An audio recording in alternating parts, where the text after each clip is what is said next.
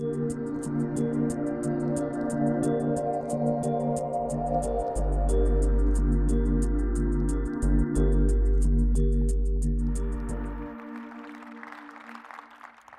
dream what you see, yeah?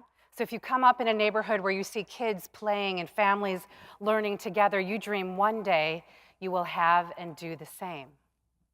Or if you see moms and dads getting up early to go to work every day, you dream one day that might be me. But if instead you come up in a neighborhood where you see more liquor stores than grocery stores, more payday loans than banks, or you're too afraid to have your baby sister walk to school because of the violence in the streets, the reality is you don't dream much, right? And instead of feeling your options are limitless, they're limited. And if on one of those days you see some guys hanging out a corner because that's where they find their sense of community, that's where they find their sense of tribe, you might dream one day that might be me. Let's take a guy like Rasan. He's a gentleman who came to Kara many years ago, in search of a job, to be sure, but also in search of a new beginning. When Rasan was coming up, he was on the straight and narrow until a very tragic day where he lost his mother to cervical cancer. He was just 14 years old. In an instant, he became the man of the household, and he wanted desperately to take care of his big sister and his 3 little brothers. He didn't want to commit a crime. He just didn't see any other options by which he could make money. He was just a boy, but he wanted to be a man providing for his family. Fast forward a couple years when Rasan came to us, I tell you what, if given the opportunity, he would do anything. He would run through walls to get the job done. I know this to be true because he spent the last 10 years doing just that, working for us. The single greatest indicator of your long-term success is the zip code in which you reside. The zip code, right? Every community health indicator, from unemployment to crime, is disproportionately higher in areas of high disinvestment and high poverty. But here's the thing. You and I have the capacity to alter this unjust zip code destiny and do the thing that we should have been doing all along, which is to unlock the genius in our very communities, yeah? These communities that might not be rich in dollars, but they are rich in assets of a greater sort. And so all of our community partners together here today, we invite you, our friends in the private sector and beyond, to come on over and be a part of our call to action. Come on over and intentionally recruit and hire individuals from our communities, not just diverse talent, but diverse talent who reside in the very communities that suffer from disinvestment. Come on over and look beyond the resume when you're reviewing talent, okay? Sometimes when we look at the education section, we're not gonna see all the letters that we want to see, not MBA, not BA, not even GED.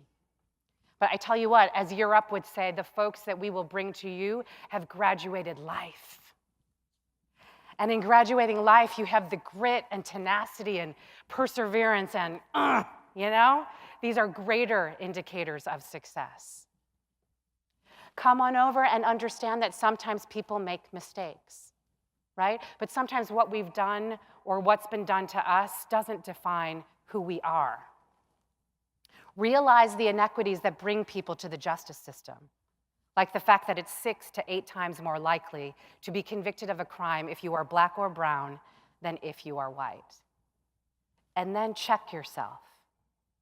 See if the hiring guidelines you have are inadvertently boxing out candidates affected by the justice system.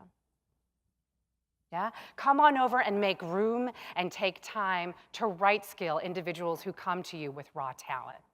I know you're saying, God, that's going to take a lot of time, but think of the long game here. And think of all of the time we unnecessarily spend on entry-level churn.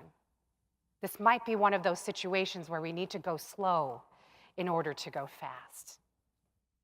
And when you do all that stuff, lather, rinse, repeat. And if you say to me, I don't have the jobs, I just don't, then I want you to look into your supply chain. Look deep into your supply chain and think about the power that you can use to influence those entities to inclusively hire, Turn your supply chain into a true value chain.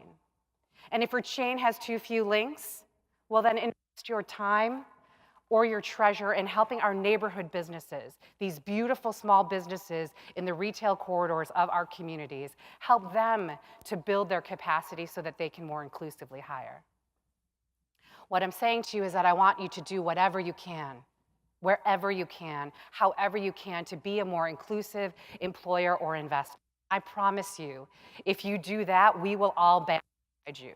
And we will work tirelessly to source you the talent from our communities that will use the same skills that they use to block and tackle poverty to blocking and tackling your job.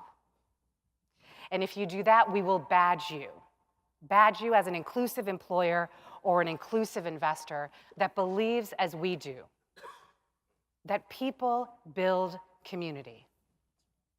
People build community, and that if we want this city to be everything that we know that it is capable of being, full of joy, full of vibrancy, full of culture, full of economic vitality, then we have to find a way to find place for all.